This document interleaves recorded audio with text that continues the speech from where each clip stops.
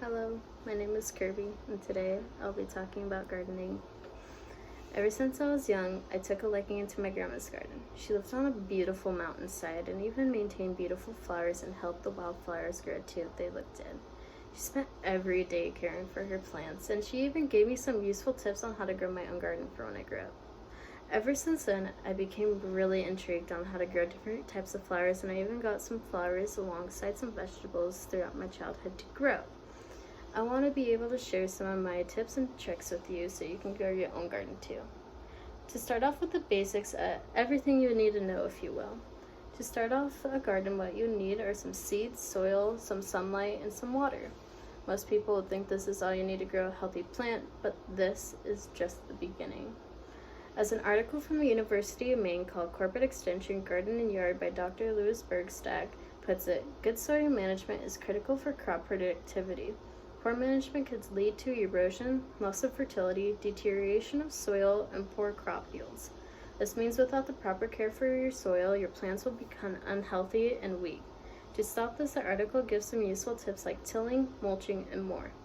This means you will need some fertilizer or even some compost to keep your soil nutritious for your plants. And make sure to loosen the soil so your plants don't suffocate. Now that you know how to properly care for the soil, it is time to know what type of plant you would want to grow. There are many different types of plants. Some take a lot of maintenance, while others you can leave alone for a while and it would still be healthy and strong by the time you get back. Most people would think that vegetables are really hard to grow, but according to 10 Easy to Grow Plants for First-Time Gardeners by Mark Mancini, tomatoes, basils, potatoes, and more vegetables are really easy to grow for beginners. But if vegetables aren't your thing, Mancini also says pansies, sunflower, and marigolds are also easy to grow. With this, though, there are some plants that are most commonly grown that are really hard to take care of and require a lot of work. An example of this can be found in It's Not Me, It's You, The 10 Toughest Houseplants to Keep Alive by Bob Villa.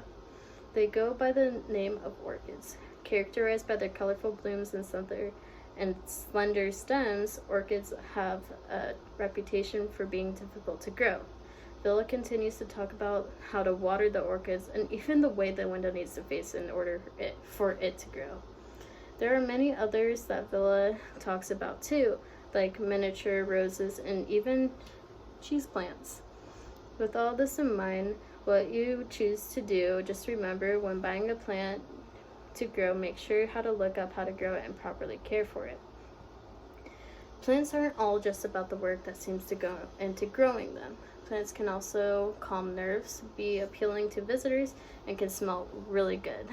As 10 Surprising Things You Didn't Know About Your Garden by Lauren Pyro puts it, the Cymbidium golden elf smells lemony, while the Phalaenopsis violacea it has a cinnamon scent.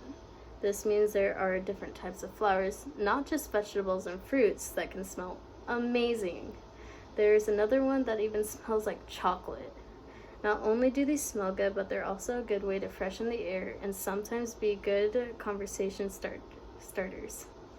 Along with these cool plants and interesting facts on what flowers can do, did you know that according to How Do Plants Feel Pain by Melissa Petruzello states, while these plants visibly display clear sensory capacity, recent research has shown that plants are able to perceive and respond to mechanical stimuli at cellular level. This means that plants have electrical senses that can help them know when bugs are eating off of them, but they do not have actual pain receptors, so you can trim your plants without actually harming them, thankfully. In the end, plants are like an additional family member. They can help you with many things and can bring calming and happiness feelings into your home. There's different groups of people when it comes to plants. For example, some people dedicate their lives to more expressive types of plants, like the bonsai trees, while others have them to make their house more expressive and quite literally make their house alive. And even some people have plants so they can sell them later when they're big and healthy after they're done growing them. Whatever you decide to do with your plant, though, have it be for a relaxing new experience or a new way to calm your crazy daily schedule. I hope what I have talked about today sparked a bit of interest in broadcasting broadening your home with a few new friends. Like my grandmother used to say, widen your horizon with some new plants. And I want to thank you for taking your time and listening to my ramble about my plants and my crazy childhood with different types of plants. That's all. Thank you. Bye.